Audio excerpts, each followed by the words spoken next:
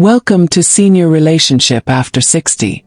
Did you know that losing a good man after 60 feels less like heartbreak, and more like losing a lifetime companion who carried your memories? It's not the same as the breakups we went through in our younger years. Back then, love was about passion, about the butterflies, about the future we were trying to build. But after 60, when a woman loses a good man, she's not just losing a partner. She's losing decades of routines, traditions, and a sense of belonging that only time can create. Think about it. He wasn't just her husband or partner. He was the one who shared every small moment. The morning coffee, the inside jokes nobody else understood, the knowing glance at family gatherings. Losing him is like watching the foundation of your life quietly disappear while the walls still stand. And yet, what happens next is rarely talked about, because no one prepares us for how different love and loss feels at this stage of life. Here's the surprising truth. Women over 60 who lose a good man often describe the first feeling not as grief, but as disorientation. Imagine walking into a familiar kitchen where the light still hits the curtains the same way, but everything feels strangely foreign because the person who gave those moments meaning is no longer there.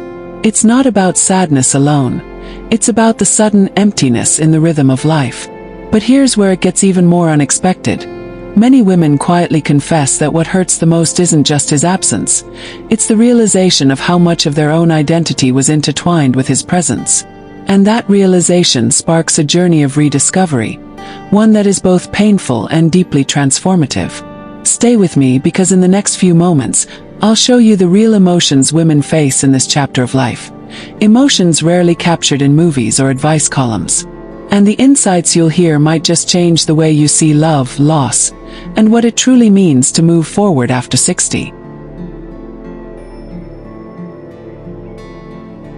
Her name is Evelyn Mae, and at 67 years old, she carried herself with the quiet grace of a woman who had lived through every season of life.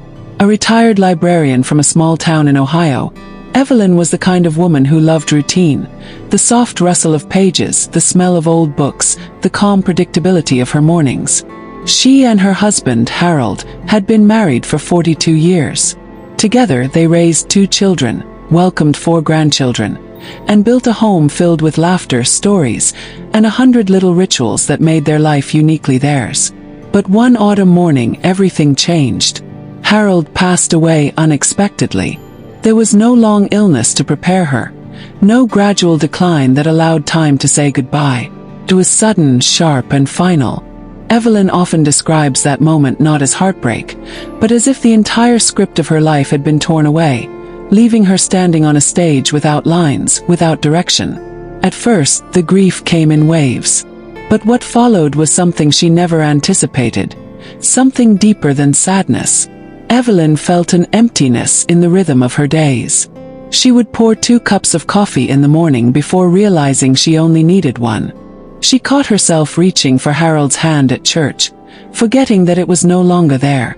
The hardest part wasn't the silence of the house. It was the sudden question of who am I now? You see, for Evelyn, losing Harold wasn't just about missing his presence. It was about losing the mirror in which she had always seen herself.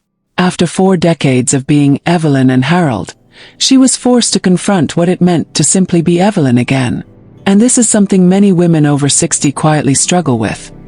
The shift in identity that no one talks about. It's not just grief. It's a deep recalibration of self. Yet, Evelyn's story also carries a hidden lesson for all of us. She began to realize that while she lost Harold physically, she carried his presence in ways she never expected. In the way she folded laundry, in the recipes they perfected together, in the sound of laughter when her grandchildren came to visit. Harold was gone, but pieces of him were stitched into the fabric of her daily life. And here's where Evelyn's story becomes a guiding light. She discovered that the path forward wasn't about replacing Harold or moving on. It was about learning to weave the love they shared into a new chapter of independence and quiet strength. Have you ever felt that struggle of redefining yourself after losing someone close? Share your thoughts in the comments, because Evelyn's journey is one that many silently walk, but few openly speak about. The first wave of feelings. Silence is louder than words. Have you ever walked into a quiet kitchen and felt your heart sink? Tell us in the comments if you know that silence. Because for many women over 60, the first wave after losing a good man is not tears or even words. It's the deafening stillness that fills the space where life once echoed.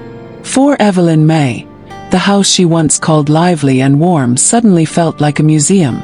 Every corner carried the imprint of Harold, but without him, the sounds that gave her comfort vanished. No humming of his favorite tune while shaving. No gentle footsteps crossing the hallway at night. No voice calling her name from the garden. It wasn't just absence. It was the sound of life itself going quiet. And here's the truth most don't speak about. Silence becomes a new companion, but it's not a kind one. It shows up at dinner, when the other chair remains stubbornly empty. It lingers in the mornings when there's no clinking of two cups, just one. For many women, that first wave is disorienting because it feels unnatural. We spend decades adjusting to noise, routines, conversations, and then in an instant we're left negotiating with emptiness. What makes this stage even harder for seniors in the US today is how busy the world around them has become. Neighbors rush to work, adult children juggle responsibilities, even friends may not know how to sit with silence. So women like Evelyn are often left alone with it, learning slowly how to breathe through it. But here's an actionable thought for anyone walking through this. Silence doesn't have to be purely painful. It can also become a canvas for rediscovery. Some women find comfort in introducing small sounds back into their lives, playing a favorite record from the 70s, keeping the radio on in the background, even talking aloud while cooking, as if keeping the conversation alive. It's not about pretending he's still there. It's about reshaping the silence so it doesn't swallow you whole. Evelyn discovered this when she started reading her books aloud, a habit Harold once teased her for. At first, it was just a way to fill the air. But soon, she realized it gave her a rhythm, a steady sound that reminded her she was still present, still alive, still capable of creating meaning. This first wave, the silence, is often the hardest. But it also holds a subtle invitation to slowly, gently, begin writing a new soundtrack to your days. And the women who learn to embrace that find that silence no longer feels like a thief, but like a pause, a space to rebuild. The second wave. Identity shift.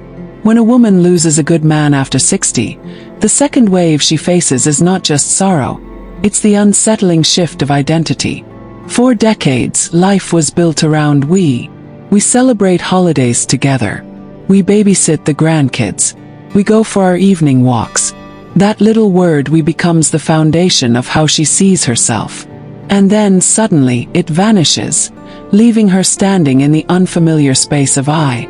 For Evelyn Mae, this was the part she never expected. Friends told her they were sorry for her loss. Neighbors offered casseroles, her church community prayed. But no one asked the harder question. Who is Evelyn without Harold? She had spent over 40 years being part of a partnership so woven together that she almost forgot where she ended and he began. She wasn't just Evelyn, she was Harold and Evelyn, the dependable couple, the grandparents who always came as a pair, the hosts of family dinners. Without Harold, she wasn't just grieving a person. She was grieving a version of herself that no longer existed. This identity shift is a unique challenge for seniors in America today. Unlike younger widows who might still be focused on careers or raising children, many women over 60 have already shaped their daily lives around shared traditions and togetherness.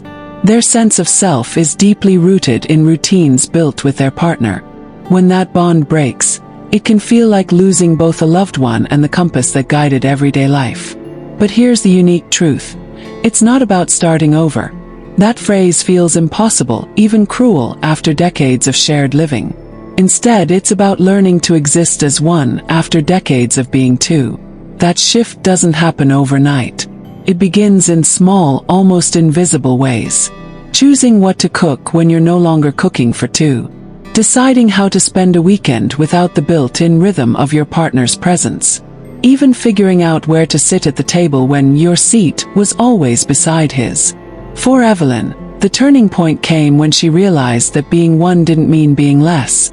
It meant uncovering parts of herself that had been quietly waiting all along. She began painting again, something she hadn't done since her 20s. At first, it felt awkward, even selfish, but then it became a way of saying, I still exist. I am still whole, even if different. And here's the advice hidden in Evelyn's journey. The identity shift can feel terrifying, but it also holds the possibility of rediscovery. Many women find that by gently leaning into activities that are uniquely theirs, whether it's gardening, volunteering, or rekindling old passions, they begin to rebuild a sense of self that feels strong, not broken. This wave is not about forgetting the life built together. It's about honoring it while also allowing yourself to step into the quiet courage of independence. And that courage becomes the seed of healing.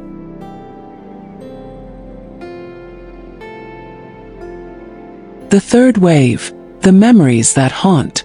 The third wave is perhaps the most unexpected, because it sneaks up when life seems calm. It's the memories that haunt.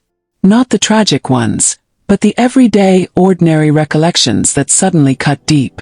For Evelyn Mae, it began with a song on the radio. A simple melody from the 70s, one she and Harold used to dance to in their living room when they were much younger. She wasn't prepared for how fast the tears came. It wasn't just a song, it was a time machine, pulling her back to nights when they laughed over nothing, when their biggest worry was whether the kids were asleep. And it doesn't stop with music. The memories hide in unexpected corners. Passing by the little diner where Harold always ordered blueberry pie. Finding his handwriting on a note tucked in an old cookbook. Walking past the church pew they sat in every Sunday. These moments strike without warning, reminding her of what was once ordinary but now feels sacred. For many women over 60, this wave can feel relentless. It's not that the memories themselves are painful. They're beautiful.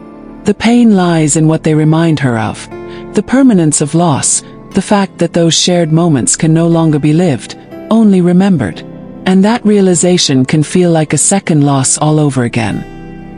Here's the deeper truth most won't say aloud. These memories can feel like both a blessing and a curse. A blessing because they keep love alive in the heart. A curse because they remind her of what she cannot touch again. It's a push and pull that many seniors struggle with silently. But there is a way forward, and it comes from shifting how we frame those memories. Evelyn discovered this one Sunday afternoon when she caught herself avoiding their favorite diner. For weeks, she drove the long way around town just to escape it. Then one day she decided to go inside. She sat at their usual booth, ordered Harold's pie, and instead of drowning in sorrow, she whispered a quiet "thank you. Thank you for the years. Thank you for the love. Thank you for giving me memories worth missing." That single act changed how she related to the past. Instead of running from reminders, she started leaning into them, visiting places they loved, cooking meals they shared, even keeping a playlist of their songs. And slowly, those memories shifted from haunting to healing. So here's the insight. The memories don't have to haunt forever. They can become anchors, reminders of a love so strong it shaped who you are today. The hardest part isn't the memories themselves. It's what they remind you of. But if you allow it, they can also remind you of your strength, your history, and the depth of a love that never truly disappears.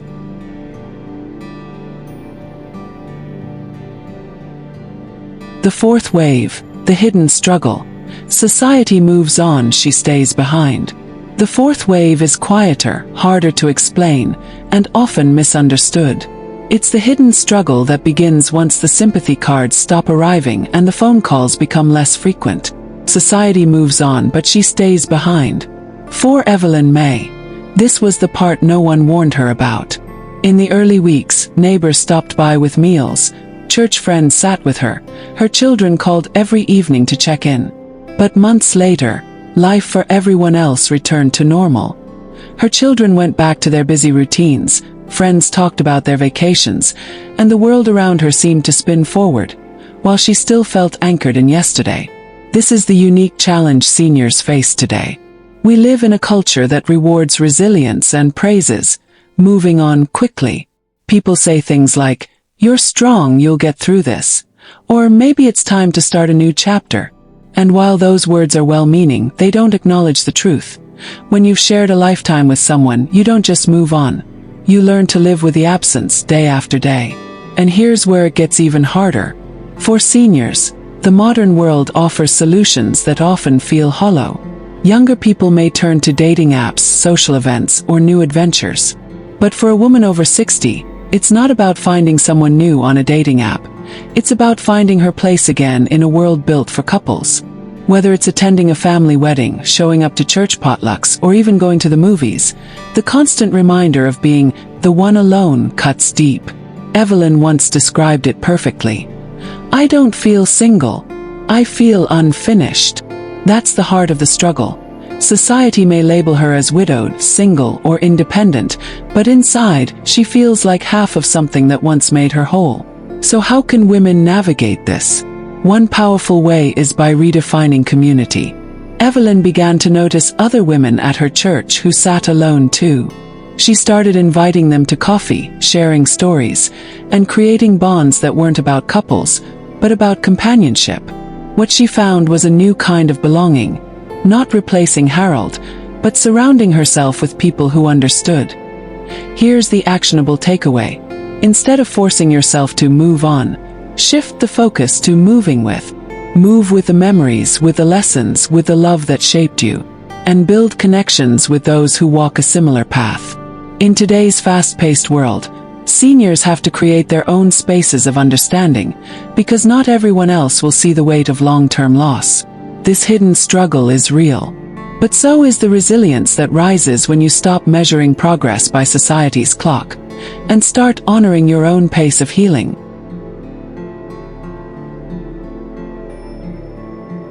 For every woman who walks through loss, there eventually comes a moment when grief begins to shift. Not because the pain disappears, but because life quietly whispers, "There is still more ahead for you." For Evelyn Mae, that whisper arrived one afternoon when she noticed a flyer pinned at her local grocery store. It was an invitation to join a senior gardening club. She almost ignored it. After all, Harold had always been the gardener, not her. But something inside nudged her to give it a try. That small decision became her turning point. At first, she showed up nervous, convinced she wouldn't fit in. But what she found was a group of seniors who understood the loneliness, who laughed easily, and who welcomed her without expecting her to be fixed.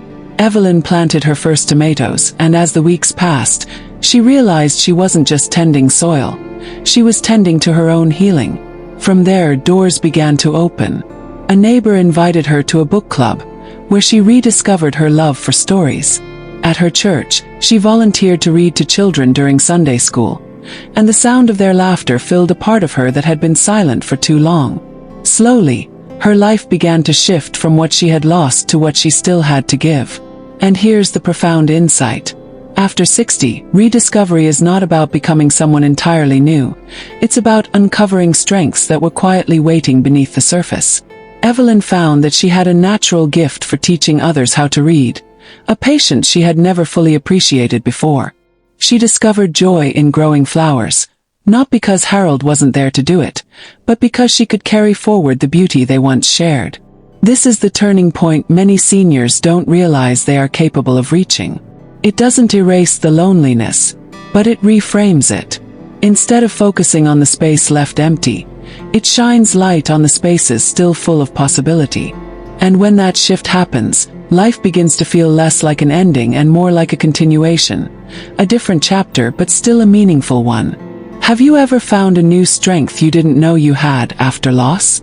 Share your story below, because these moments of rediscovery are powerful reminders that even in sorrow, life can surprise us with new beginnings. The truth is, Evelyn never stopped missing Harold. But she learned that moving forward wasn't betrayal. It was honoring the love they built by carrying it into the lives of others. And in that choice, she discovered resilience, purpose, and a strength she never believed she had.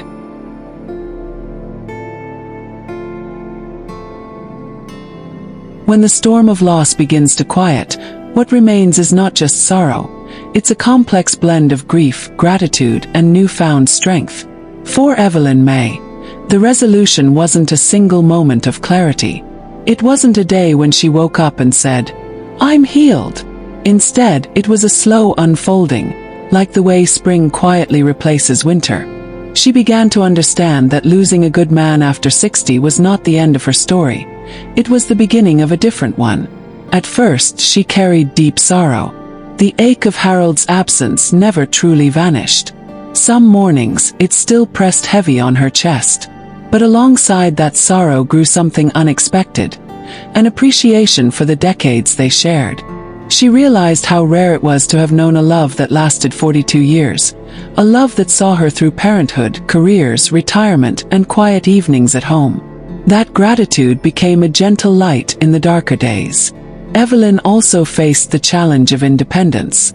Simple tasks Harold once handled, the leaky faucet, the tax forms, the yard work, now fell on her. At first, it felt overwhelming, another reminder that she was alone. But gradually, with patience and courage, she began to see independence not as a burden but as proof of her resilience. Each new skill she learned became a step toward reclaiming her confidence. And perhaps the most beautiful shift came in her sense of legacy. Evelyn discovered that Harold lived on not only in her heart but in the lives of those around her. When her grandchildren asked her to tell Grandpa stories, she realized she was passing forward his humor, his kindness, his values. His love was not gone, it was multiplying, carried into the next generation through her words and actions. Here lies the powerful truth. A woman who loses a good man feels sorrow, yes. She feels the sting of identity shift and the loneliness of empty rooms. But she also feels the quiet rebirth of herself, a rediscovery of strength, a gratitude for what was, and a responsibility to carry his legacy forward. She doesn't just lose him, she carries him forward in every laugh, every memory, every new step she dares to take. That's what Evelyn came to understand. Love doesn't end, transforms. And in that transformation, she found not only healing but a renewed purpose to live fully, even while honoring the love that shaped her.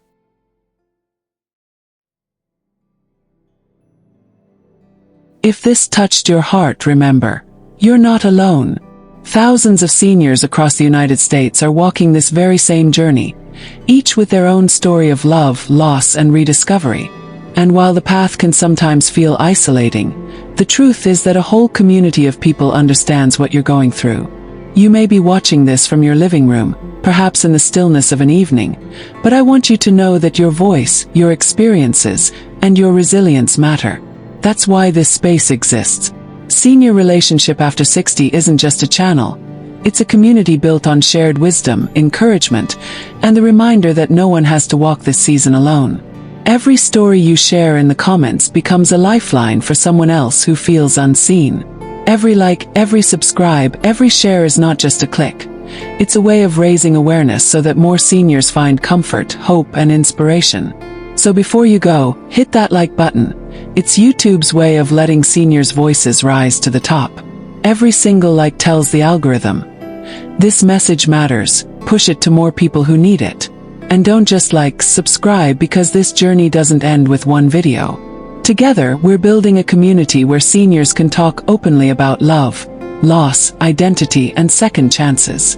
And if you know someone, maybe a friend, a neighbor, or a family member, who is struggling in silence after losing a partner, share this video with them. You never know, it could be the encouragement they've been waiting for. Here's something to hold on to. You are not defined by what you've lost. You are strengthened by what you carry forward. The love you shared, the lessons you've learned, and the courage you show every single day are proof that your story still has purpose. So stay with us. Join this community. Add your voice to the conversation. Because when seniors support one another, we don't just heal, we rise. Now, take a moment. If this resonated with you, hit that like button right now, subscribe to the channel, and ring the notification bell so you don't miss the next chapter we'll walk through together. And remember, you are never walking this road by yourself.